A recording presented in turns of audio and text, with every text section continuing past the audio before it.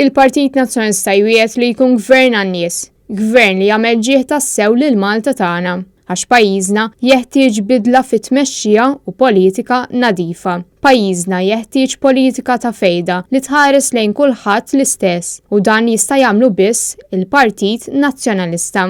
Kien dan il-messaġġ ewlieni mwassal miż-żewġ kelliema l-oħra waqt l-attività politika f'Birkirkara, il-membru parlamentari Ivan Bartolo u l-kandidat il-ġdid James Ronellul. Ivan Bartolo qal li l-Gvern Laburista kull ma wasal li jagħmelu li libes maskra u qed jitħaq bil-poplu Malti u Awċi kollu. U qal li l-Gvern ta' Roberta Bella ma jridx ikun taħt il-lenti ta' skrutinju qed jagħmel minn kollox biex iwaqqaf lil min jipprova. Bartolo jgħid li l-uniku futur għal pajjiżna u l-Partit Nazzjonalista bweda ta' paġna ġdida.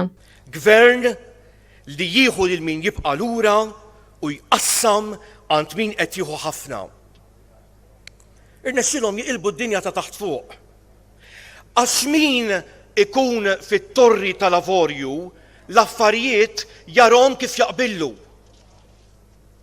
Robert Abela u n-nisa madwaru irmew il-baħar ir-reputazzjoni tal-politika u anke tal-politiċi. Ivan Bartolo qal li mhux l-ewwel darba li rċieva telefonati minn anzjani li jgħidulu li ma jorqdux bil-lejl biża li se jispiċċaw bla saqaf fuq rashom. Iżda l-Gvern qed jibqa' jinjora din is-sitwazzjoni tant serja.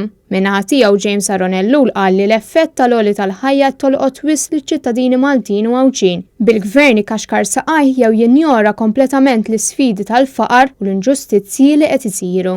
Nistħajjel ngħid li uħud mill-lokalitajiet kważi jinsabu fuq il-magni tal-mewt.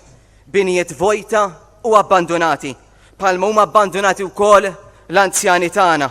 Bid-distret kull ma jmur qed ikollu popolazzjoni li qed tixjieħ iżda l-Gvern joffri biss dar waħda tal-anzjani. James Ronellul qal li l-Partit Nazzjonalista fil-passat ħadem bla waqfien għal ġejjieni mill-isba iżda l-Gvern Laburista kisser dan l-isforz minnu fih. U għalhekk li l-Partit Nazzjonalista qed jwiegħed li jindirizza dawn l-isfidi b'għadd ta' proposti li jindirizzaw ambjent aktar nadif u san.